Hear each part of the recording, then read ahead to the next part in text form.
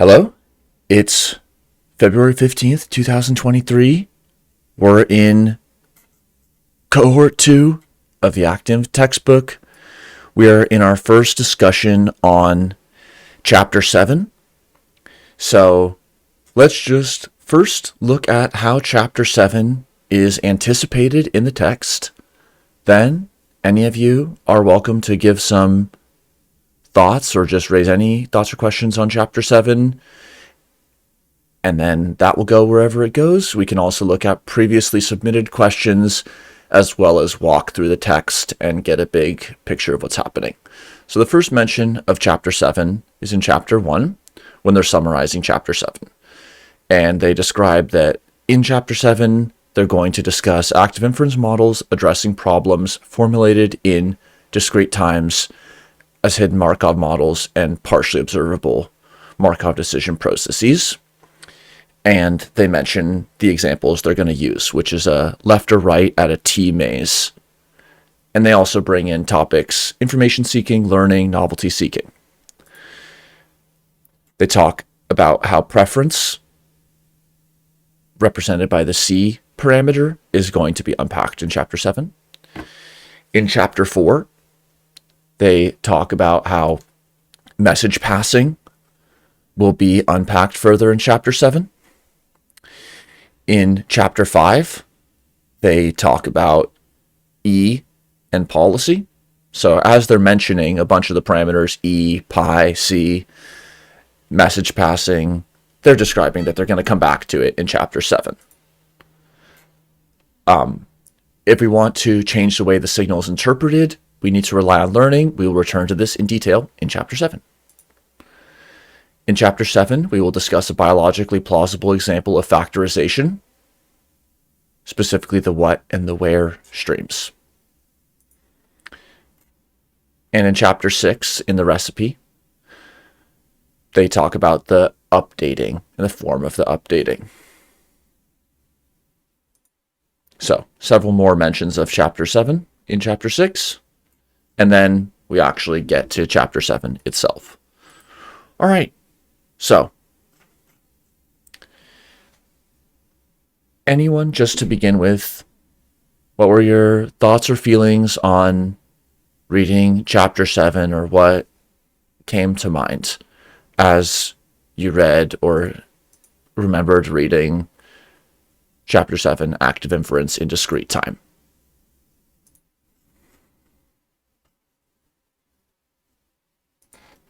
Just unmute and go for it.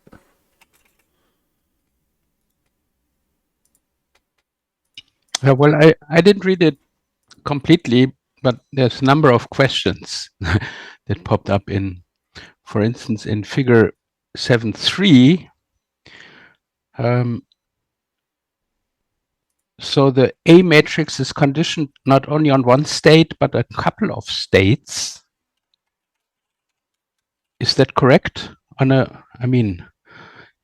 It's so the sequence of preceding states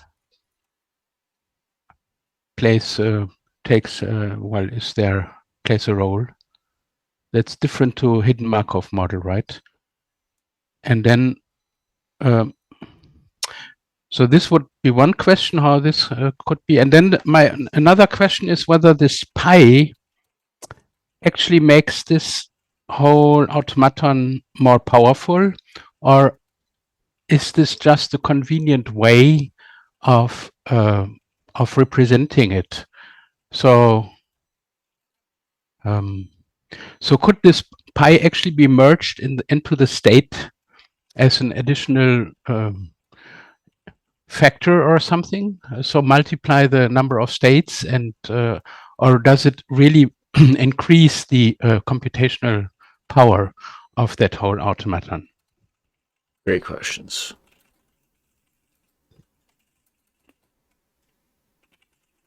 All right. So, Yeah, Jakob, go for it first. I think that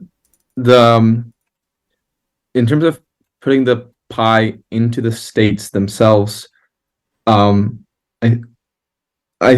don't I don't think I've seen that ever being done in an actual model. And I think this is more of a representation rather than really how the model would be implemented, because the pi is just the policy, and I think it's it like branches out to the two B's from like a single node, only to represent that each B is also conditioned on the policy, but not necessarily that it's like a one that it happens within like one time snapshot. Yes. Yeah. In some other work, Jakob and I have talked a lot about, like, why is pi shown to intervene twice? And even more generally, why is it shown with 3 time steps? Yes, it helps us understand that it's like past, present, and future. But the action perception loop also could be shown with just the transition between 2 steps and pi intervening once. Whereas this is a little bit ambiguous whether it's a policy of length 2 intervening at this time point, or whether it's just showing the continual unfolding of policy interleaving between the hidden states in a sort of open-ended way. But what do you mean, Michael, by increasing the computational power? I mean, it would be possible to have the dynamics of the hidden states through B be complex, but by removing pi and the action selection apparatus, then if we only had the rake down below, it would just be a passive inference algorithm with a potentially complex endogenous dynamic. Well, I had the. Can I give an example? Yeah. Yeah. So I was thinking of, so there is that some kind of recursion possible. For instance, I was thinking of the following example. Assume that I want to go and buy a bread, and then I go out, and then on my way to the bakery, I see a haircutter, and I think, oh, before buying this bread, I could go to the haircutter. And then crossing the street, I see a shop with journals. And then I think, oh, when I sit there with a haircutter, I should maybe buy a journal to read something. Then I go to that journal, I see a friend, and the friend tells me, oh, I have a new car. You want to come to see my car? And so I pass the half of the day going forward, and then eventually I backtrack, coming back from the car, going to the haircutter, buying the bread, and in the evening I go home. So this is a kind of a recursive thing, right? So there is an action, and then there is an intervention with another action, but then there is so it's a kind of recursive thing, and each of those actions maybe follows a policy, but that can be there can be another policy that intervenes, but then I backtrack from there. So that would actually be, yes, a recursive kind of a policy. Is something like this possible? So this would really, I guess, increase the computational power with respect to just completing one policy or one sequence of actions and then going to the next, where where one iterates the stuff instead of the possibility to do that recursively. So something like this I was thinking. So is it possible to have some recursive policies there? One That's quick what I mean with note is to power. livestream 42, which was on robotics and the SLAM, simultaneous localization and mapping. There's a higher level policy selection around what location the robot wants to go, and then a lower level tactical level that is about the actual motor actuation. So in that example that you gave, there might be like a higher level model of which location you want to go towards, and then there's a lower level footstep model. And then this shifting of decision could be modeled as policies on which location one is seeking. So, as with many features, it's not necessarily intrinsic to this figure 7.3 as the kernel, but you can compose it in order to capture some of those dynamics. Ali, and then Jakob.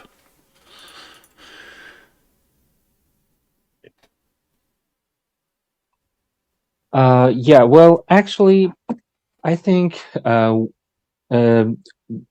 described in those terms, I mean, recursively updating the generative model is just it can just be for the purpose of building a comprehensive generative model, I mean, as comprehensively as we can. But when we include the policies as the additional parameter in our generative model, actually, this is a kind of a technique used for bring the elements of action selection to or within the Bayesian belief updating, which is called the planning as inference. So in order to do that, policy selection, or I mean, constructing a space of all possible actions is a necessity, a requirement to do these kinds of planning as inference. But yeah, it's just a kind of mathematical trick, if you will, to somehow bring together the action selection into the mechanism of Bayesian belief updating. But this possibility. Oh, sorry. Continue. Yeah. So this possibility is not in picture 7.3, right? So because these arrows go from pi to the B matrix, but there's not a kind of an arrow going back. So if are you saying the trick would be that one learns a pi inside a pi somehow? Yeah, you see, this is just one policy, a picture, a snapshot of a one policy, but in more comprehensive models, we have the state of we have policies and not just one single policy to select from. So yeah, that's just that picture just shows how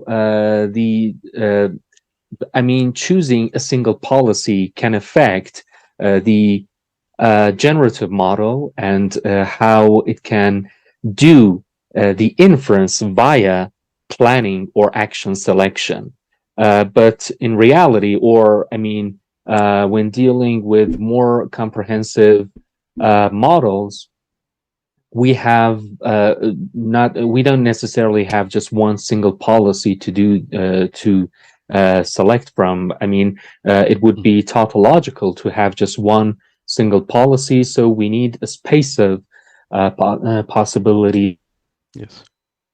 If there was just one policy and there was no agency around selecting it, then it reverts to a passive inference challenge.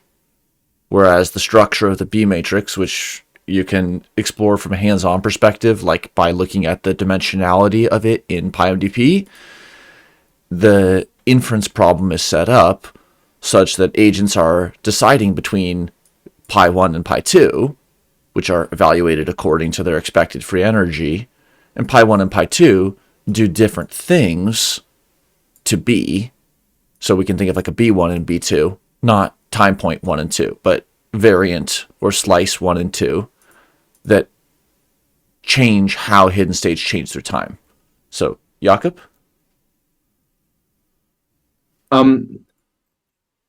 I guess on the question of like recursion and with your example of like going to a barber and then seeing, oh, I want to buy a magazine to read, and like going the policy changing throughout. I guess I'm not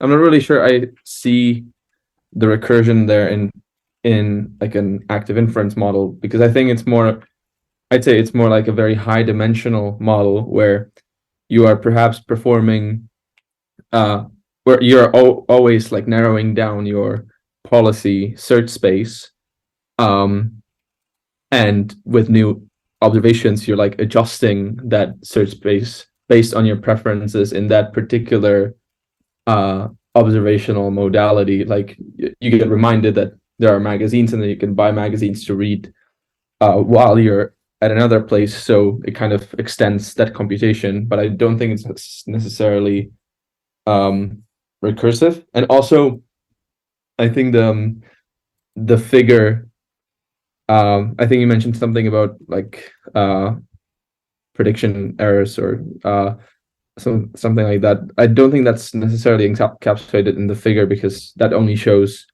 well, I guess it's not explicit, but we can assume that the B there is static, and you can imagine a lot of other things happening if you would be learning the B matrix or doing model selection as well, and adjusting your policy based on what observational modality has the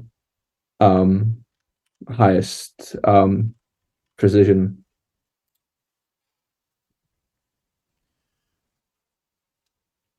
Can I answer Yeah. to this? So I think, well, maybe you can represent this in a way of an iteration, or the way you say, but it would be recursive in my understanding of these terms if going, for instance, to the baker is a policy, means it's a series of actions, right? And so if this is a policy, and then in the middle of this there is somehow another policy that pops up, oh, I go first to the hair cutter or to the barber, whatever, and then there's one policy still exists, but inside there's another kind of sequence of actions, another plan, and so on, popping up. And this, if this could happen recursive, I mean, in my understanding of this term of these terms, it would be kind of recursive.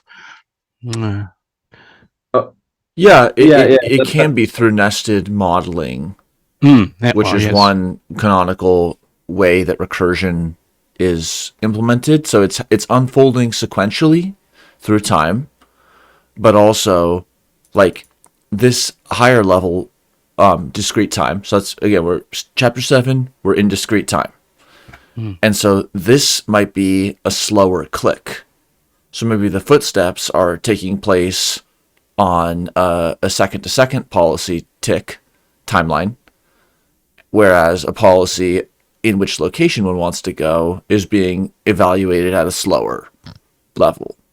And if this nested level is playing out at a similar frequency to the lower level, then as a modeler, you might be better off just having it as a single level model. And as an organism, you'd get into these kind of like paralysis cases where if you were actually switching policies about where you want to go, then this would be incoherent down in the lower level. But, so just to return to the initial question, is it possible to merge policy into the hidden states as a causal latent factor? Well, in a way, policy intervenes in how hidden states change through time. So, policy does influence hidden states. Without an action selection apparatus, it's not active inference. It's not even a control theory problem. It's just a question of identifying latent causes from the unfolding of a hidden states and observables that you can't control. And that's a classical SPM type challenge. Like S might be the latent unobserved neural activity, and O might be multi-sensor fusion with fMRI, EEG, and MEG. So this can still be very complex in its unfolding through time with the observations and the hidden states. What would make it an active inference problem? Well, if you weren't just observing sensor modalities, but if the experimenter could take a policy that was intervening how neural dynamics change through time, which is what experimental design is, which is why it's so compatible with thinking about the meta-Bayesian approach with a behavioral researcher. So, pi influences hidden states, but if we merely folded into B, we would lose the ability to do actual action selection. But if it were a passive inference problem, we still could use variational inference. We still could use free energy. We still could even align outcomes with our preferences. We could still calculate and bound surprise. The active embedding of active inference is to include action as a parameter, like Ali mentioned, within the Bayesian brain context, to have a parameter that you do Bayesian inference on, and then extend that not just from perception and causal inference, which is what's happening on the bottom. Like, perception is the A. Causal inference can be understood as B. But action selection does require an additional apparatus. Passive inference, more like signal processing. Action, more like control theory. Unified imperative. So the G would then be predicting the future, expectations, developing of expectations, and so on. What would it be? What is G? The G, the pi. Oh. Sorry. Well, pi is the combinatorics of affordances over a given time horizon. So merely generating pi as a list is not intrinsically difficult. It's just the search space of possible action sequences over a given time horizon. If there's 2 options and you're doing a time horizon of 3, then it's 2 cubed. G is the expected free energy, which updates the policy prior. So take that list, and it's your prior probability of those policies, which could be either just a uniform prior, or could reflect habit, like a priori, how likely are policies. And then G sharpens or updates that policy vector into a policy posterior, which then the agent samples their actions from. And how is this meant? So assume that so you're saying the first is the past, and then so is this re-estimated at every state? So this pi would somehow have expectations over future affordances, as you say, right? Would say which transitions are more likely in the to the right of this graph, and would that be re-estimated at each time time step, or how would that? Yeah, Yes. there's multiple possible levels. Ali, go first, then I'll give a thought. Well, basically, pi actually is just an additional parameter multiplied to the basic Bayes theorem formula we had before. So instead of just multiplying likelihood and the priors simply, we also multiply the probability of selecting a policy, and that's just it. So pi is just an additional parameter in that equation from back in chapter 2. Yeah. Equation 2.6 is where G is defined. So G is a function of policies. So it takes in as arguments the vector of policies. And then conditioning, as we see in every single of these rephrasings, every single one is conditioned upon a given policy. And then different policies are compared by their expected free energy.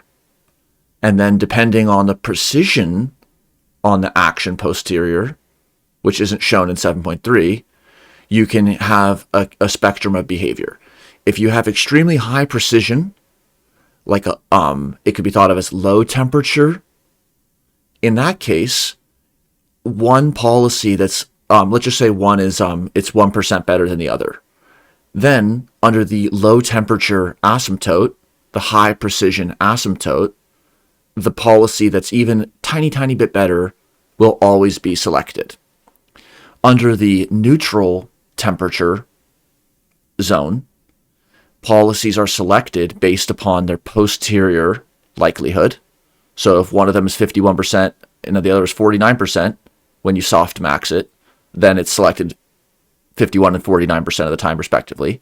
And then in the high temperature or low precision asymptote, also known as shaky hand, the differences amongst policies in their expected free energy basically get erased.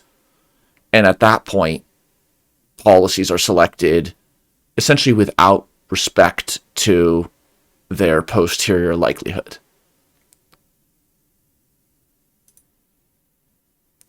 This is one of the key pieces, though, because, again, we're not calculating different policies and asking, well, how rewarding are they?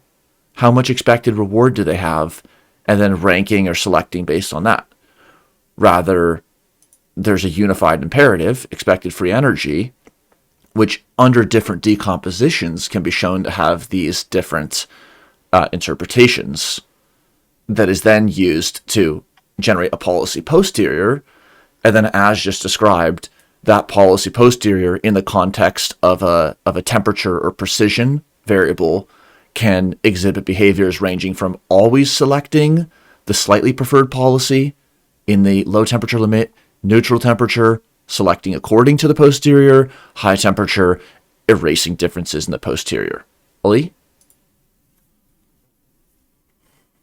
Yeah, sorry, I just wanted to point out that this G matrix here is still prior to learning. So if we want to add learning to the policies, things would get a little bit more, not to say complicated, but more extended equations would be needed.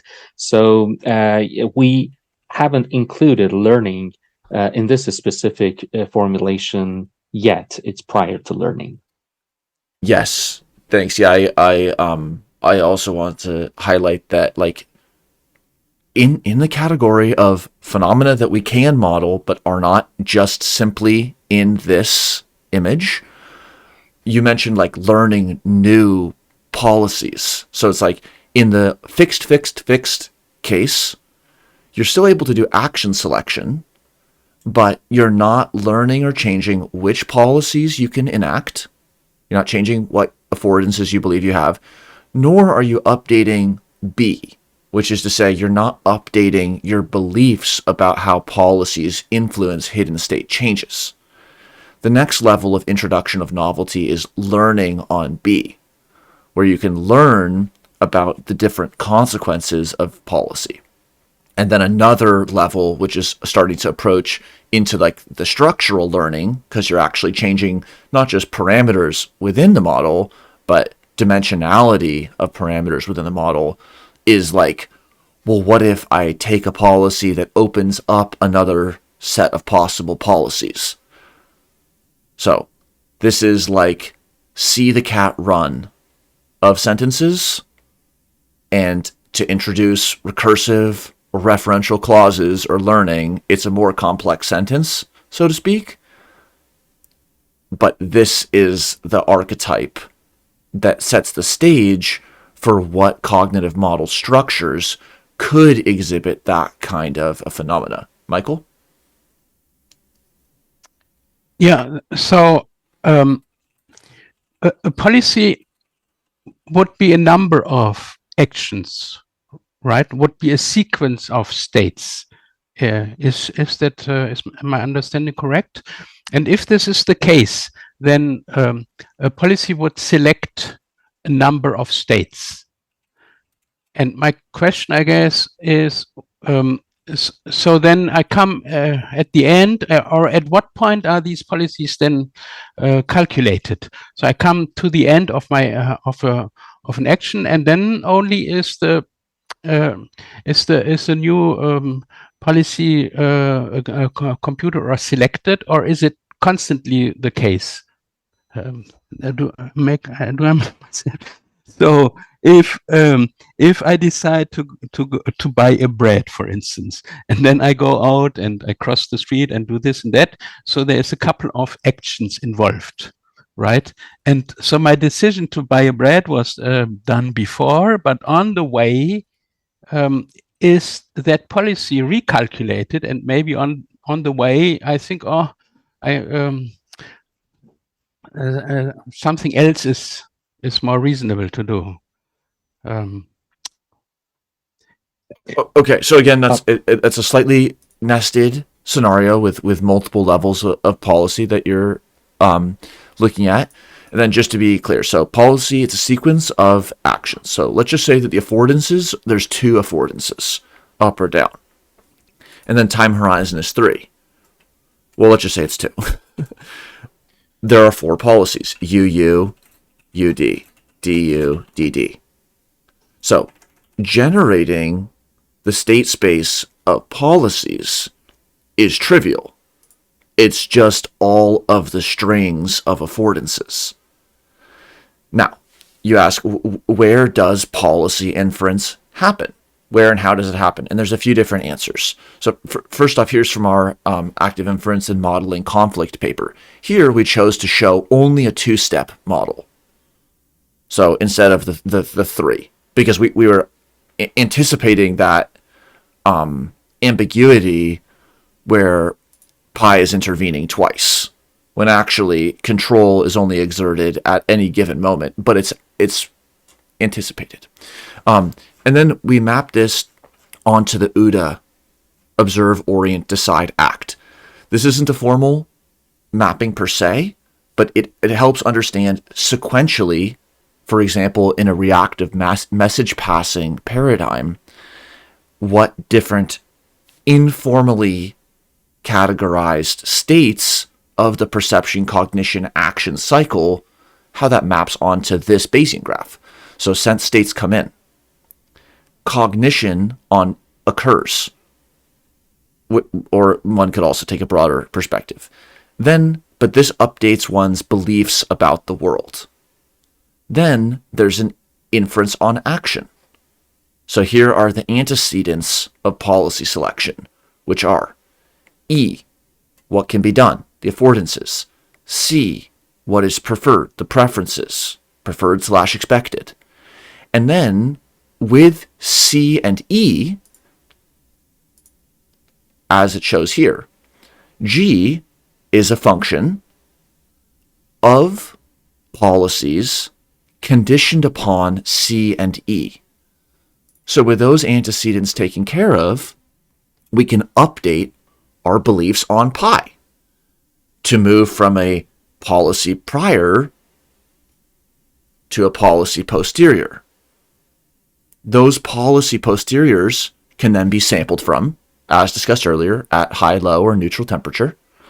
And then the selected policy intervenes and ends up choosing a slice in B. And then the slice of B that's chosen influences how the hidden states change. For example, if there's two policies on a one time step basis, so same as the affordances in this case, turn on the heater or do not turn on the heater. So maybe if we don't turn on the heater, then the B matrix just passes the hidden state forward. The temperature doesn't change. If we do turn on the heater, the temperature increases immediately. Again, simple example. So we looked at the thermometer. O, updated our belief given our priors about the temperature of the room. Then, with respect to what we can do, E, and what we expect/prefer, C, we updated our policy prior into a policy posterior. We then selected the action that's most likely, not the most rewarding action, the most likely action, and that influenced how the hidden states change through time. And then the OODA cycle begins again. So action intervenes in the discrete time formalization, which is where we're in chapter 7. It intervenes in every time click. Okay, thank you so much. And also the pragmatic turn is it's a book co-edited by Friston, but it discusses like what has happened in neuroscience with people embedding action and thinking about action in neuroscience. And that's relatively recent, which is really exciting. Okay, but these are great questions. And then let's just also go to the second question that you raised there, and then we'll scan through all of chapter 7. So, is the A matrix in figure 7.3 conditioned on one state or a series of states? So, yes. Jakob, feel free to add any more details on this one, but as it's shown here from a Bayes graph perspective, it is O of t minus 1 is only conditioned on S of t minus 1. But when we think about across the vector of observations, they can be understood as being conditioned upon the time series of hidden states. So each observation is only conditioned upon its associated hidden state. That's the partially observable. And hidden states pass through the Markov needle of the present. That's the Markovian property. The past only influences the future through the present. Which isn't to say that's how reality is. It's just to say it's a simplifying structural assumption that one could vary if they chose. But it is a little ambiguous. I can see why somebody might think that observation at a given t, let's say t plus 1, is a function that's conditioned upon all the previous times, but not directly. Observations are like cul-de-sacs. And again, A is the tale of two densities. The recognition density, which is from observations, updating beliefs about hidden states, Bayesian recognition model, and the generative density, which is from a hidden state, generating pseudo-observations. And the way that those two densities can be alternated is used and has been used for decades in expectation maximization algorithms. Okay. Cool. Great questions here. Does anyone want to go to any of the chapter 7 questions, or should we scan through in the last 15 minutes here, just like what happens in chapter 7? All right, let's scan.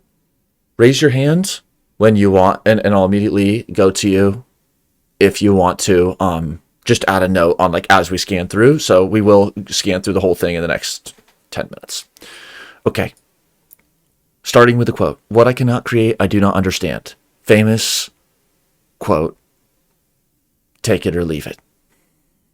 But now we're into the building. The recipe has been disclosed in chapter 6. The prerequisite knowledge has been distributed in chapters 1 through 5. Ideally. They start with perceptual processing. This is very much like the step-by-step paper. Step-by-step starts even simpler, with starting with just a static inference, but here they go immediately to dynamic perceptual inference. This is just the bottom of the rake. This is a passive inference, but it is changing through time. They're going to be using a music example, speaking to their target audience, which is Ali, a musical example. So we're listening to some music, not necessarily playing the music, but the outcome is the note that's actually intended. The outcome is what is actually played, and the hidden state is the intended note. And just from looking at this A matrix, we can see that like on the diagonals, if it was the identity matrix, that would mean that there was a perfect mapping between hidden state and observations. But this is not an identity matrix. It has off diagonal values, which is to say it's like a blurry A matrix. And in the limit of a blurry A, an ambiguous A, you can imagine if it was all 2.5s across, then there would be no information on hidden state given the outcome. The other extreme would be perfect information with the identity matrix. And you can see that it's also rescaled. So the numbers can be shown kind of simply as integers, and then it's rescaled so that it's a proper probability. So 70% of the time, the musician hits their intended note. Row 1, column 1, 7. B is the probability of transitions. So we go from note 1 to note 2 with 97. So notice the diagonal, if that was the identity matrix on B, if that was all B was, you would basically dwell wherever you began. If B is all off diagonal, you never stay in the same spot twice. And so here is a sequence of notes, because 1 almost always moves to 2, 2 almost always moves to 3, 3 almost always moves to 4, and 4 almost always moves to 1. Then D is the prior. And so it's just being taken as a noiseless estimate that the first note is the beginning note. Michael? So is this a very boring tune that plays 4 notes in the round eternally? Is that to be Exactly understood like this? It's like Okay. GEB in Eternal Golden Braid, except it's like GEBX. GEBX. Okay. Okay. Very boring. Yeah. Okay. Thank you. Yes, it is a simple one. So 7.1 to 7.3 equations completely specify the HMM. Note that it's a hidden Markov model because it has this partially observable character, but it's not a decision process because there's no action selection. But all we needed to do was to specify A, B, and D. So to totally specify the HMM was A, B, D. We didn't have to say which notes we preferred. We didn't have to say anything about what we could do with C or E. Okay. Then there are some simulations shown. There's a few things about this simulation. First, as the earlier question has raised, why are there continuous interpolations when we're in the discrete time world? A general comment is these graphs with multiple black lines are a little hard to interpret because, of course, we can't tell which line is which. Another issue with 7.2 figures specifically is the bottom left quadrant is empty. So, just a few points, but what's basically happening is in this simulation run, which would only happen this way several percent of the time, but they're showing it basically in the upper right. The retrospective beliefs are shown. So the retrospective beliefs are shown with a correct song, even though the actual observations were note 1, 2, 2, 4. So this observation was recognized, and it did increase the posterior on note 3 being played. However, because the belief was so strong that note 3 would be played in this time, it did not move the needle far enough to actually hear that note. So that's like when somebody hears something that isn't said because it's likely that it was said. Okay, so that's a fun model, but it's not action inference yet. So that's where we get to 7.3, where we've been spending a lot of today's discussion. 7.3 discusses the addition of an extra variable on which transition probabilities are conditioned. So it's like, really, when we think B, we should really think B vertical line pi, because the inference on action means that that we have actual options for action, which is to say there are multiple B's that can influence how S unfolds. So we're really talking about B's conditioned on policy, unless we're talking about like the whole B caterpillar, the whole tensor of B. Okay. Here's where expected free energy and one of the partitionings is shown, which is discussed in Chapter 2, Equation 2.6, and in Chapter 4. So next week, when we're in Chapter 7 for the second time, let's return, talk a little bit more about the technical parts of like what exactly Equation 7.4 means. It's a decomposition that enables epistemic drive towards information gathering. That's this first part of the right-hand side. And the pragmatic drive, which is about realizing prior beliefs, reducing surprise about prior beliefs, not maximizing a reward function, reducing divergence between preferences and outcomes. They're going to unpack the full 7.3 figure in the context of a T-maze, which is a rat that's able to go left or right to find food or not, or it's able to get a Q. That's the Q location, R. There's 4 locations that it can be in, and there's modular degrees of freedom in how different things are represented. So this isn't even the only way to represent this toy example, but this matrix does a really good job of showing like what are the states, what are the dimensionality of the different variables, which we can come to next week. So here's context 2, here's context 1. Here we have black on the right side, white on the left. Here we have black on the left, white on the right. And there's some subtle differences which you can note, like specifically with lines 2 and 3. Here's a 1 here. Here's a 1 on the third line, because the Q is suggesting that it's on the right. Here, the Q is showing it's on the left. And in Model Stream 7.2, that example is like very hands-on and in some ways even better than this one. And it includes things like learning, but it's a very similar task. Here is B2. So they're showing the dimensionality of what those B slices look like for different policies. This is representing the B tensor. Here are preferences. This is what a preference vector looks like. And in Step by Step, the paper and Model Stream 1 series and in Model Stream 7 series, there's some discussion on what does C mean? Is it being reflected as log probabilities?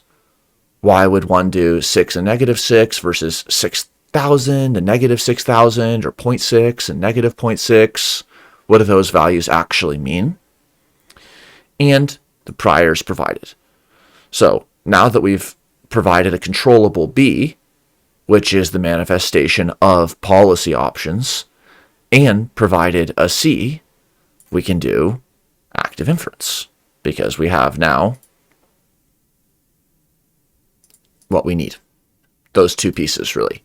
That's what brought us from the HMM to the POMDP, was what we can do and what we prefer. Section 7.4 goes into information seeking. It unpacks the epistemic value into a few more sub-decompositions, and it talks about how that plays out. There's some nuance here. Again, there's also some semi-confusing black and white graphs, but other ones are clear. We can talk about how epistemic value is being realized in this example.